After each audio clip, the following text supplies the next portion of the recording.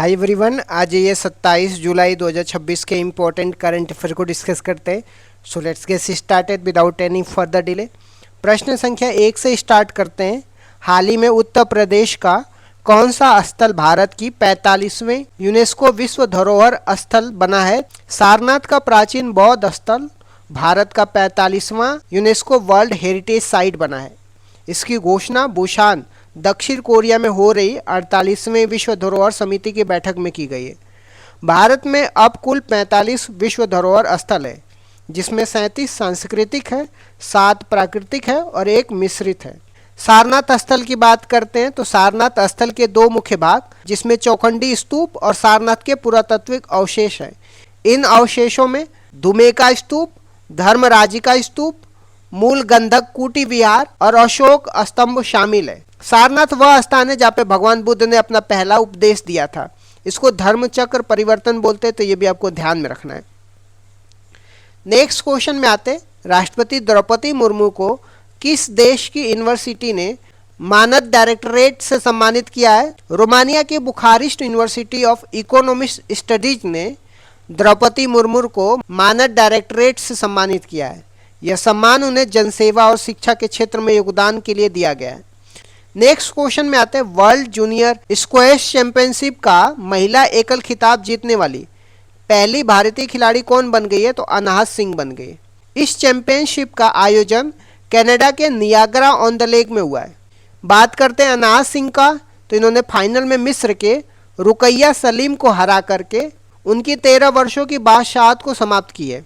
Next question में आते हैं, ग्लोबल फाइनेंस ने किस बैंक को दुनिया का सबसे सर्वश्रेष्ठ कंज्यूमर बैंक घोषित किया है? तो स्टेट बैंक ऑफ इंडिया को ग्लोबल फाइनेंस ने दुनिया का सर्वश्रेष्ठ कंज्यूमर बैंक घोषित किया है। एसबीआई 500 मिलियन से अधिक ग्राहकों और 22,500 से अधिक शाखाओं के साथ दुनिया के बड़े बैंकों में से एक है। एसबीआई की स्थापना की बात करते हैं तो 1 जुलाई 1955 को इंपीरियल बैंक ऑफ इंडिया का नाम बदल करके किया गया था, तो ये भी आपको ध्यान में रखना है। नेक्स्ट क्वेश्चन में आते हैं, कॉमनवेल्थ गेम 2026 में भारत के लिए पहला स्वर्ण पदक किसने जीता है? तो मीराबाई चानू ने कॉमनवेल्थ गेम 2026 में मीराबाई चानू ने भारत का पहला स्वर्ण पदक जीता है। कॉमनवेल्थ गेम 2026 का आयोजन ग्लासगो स्कॉटलैंड में हो रहा है। मीराबाई चानू ने वेटलिफ्टिंग 48 किग्रा श्रेणी में 190 किग्रा वजन उठा करके स्वर्ण पदक जीता है। यह कॉमनवेल्थ गेम में उनका तीसरा लगातार स्वर्ण पदक है, तो ये भी आपको ध्यान में रखना है। इस प्रतियोगिता में झंडू कुमार ने पैरा पावर लिफ्टिंग में कांस्य पदक और श्रीकांत ने वेट लिफ्टिंग में रजत पदक जीता है, तो ये भी आपको ध्यान में रखना है। नेक्स्ट क्वेश्चन में आते हैं, प्रधानमंत्री मोदी ने परीक्षा सुधारों के लिए किसकी अध्यक्षता में टास्क फोर्स का गठन करने के लिए बोला है? तो नंदन नीलेकनी की अध्यक्षता में प्रधानमंत्री मोदी ने परीक्षा सुधारों के लिए टास्क फोर्स गठन किया है।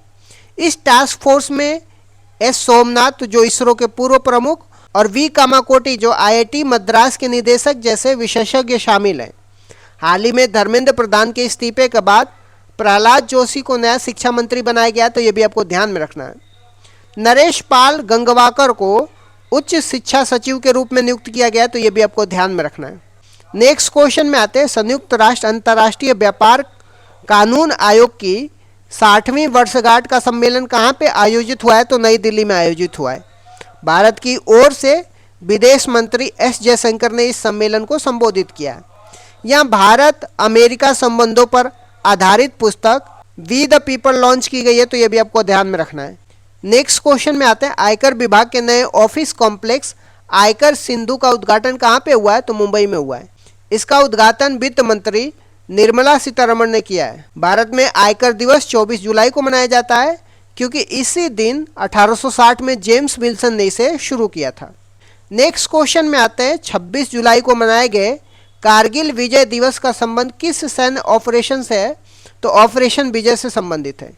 26 जुलाई 1999 को भारतीय सेना ने पाकिस्तानी सेना को हरा करके कारगिल युद्ध जीता था। इस युद्ध के दौरान नौसेना में ऑपरेशन तलवार और वायुसेना में ऑपरेशन सफ़ेद सागर चलाया गया था, तो ये भी आपको ध्यान में रखना है।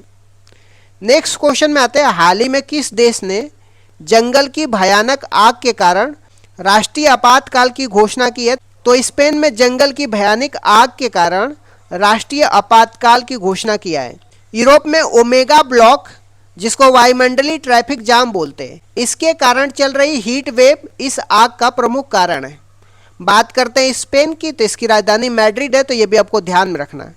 यहाँ पे ओमेगा ब्लॉक को भी आपको ध्यान में रखना है, जिसका मतलब वायुमंडलीय ट्रैफिक जाम होता है। नेक्स्ट क्वेश्चन में आता है, यूएसए ने किस देश से होने वाले आयात पर 10% टैरिफ लगाया है? तो भारत सहित 16 अर्थव्यवस्थाओं पर अमेरिका ने 10% टैरिफ लगाया है आयात होने वाले पे। यह कार्रवाई सेक्शन 301 के तहत जबरदस्ती मजदूरी से बने सामान के आयात को रोकने के लिए किया गया है। इसमें बांग्लादेश, पाकिस्तान, कनाडा, यूके भी शामिल है, तो ये भी आपको ध्यान में रखना है। इस तरीके से मैंने कुछ इंपॉर्टेंट करंट अफेयर को डिस्कस कर दिया। Thank you so much guys, keep loving, keep supporting, bye bye, see you.